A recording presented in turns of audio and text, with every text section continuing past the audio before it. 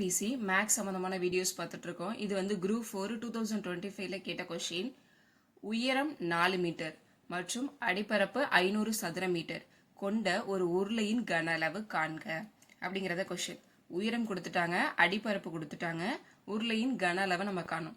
உயரம்னா என்னன்னு எடுத்துப்போம், ஹச்ன்னு எடுத்துப்போம். ஹச் ஈக்குவல் டு என்ன, 4 மீட்டர் அப்படின்னு எடுத்துக்கிறோம்.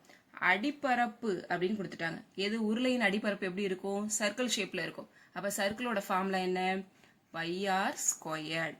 சர்க்கிளோட ஃபார்முலா πr ஸ்கொயர். அதோட வேல்யூ வந்து 500 சதுர மீட்டர் அப்படின்னு கொடுத்துட்டாங்க.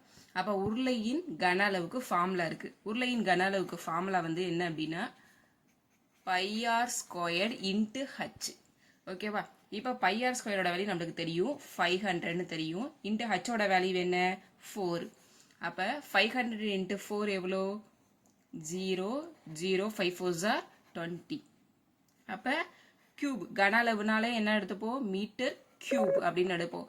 இந்த மாதிரி டிஎன்பிசி சம்பந்தமான வீடியோக்கு சப்ஸ்கிரைப் பண்ணுங்க, லைக் பண்ணுங்க, ஷேர் பண்ணுங்க. Thank you all.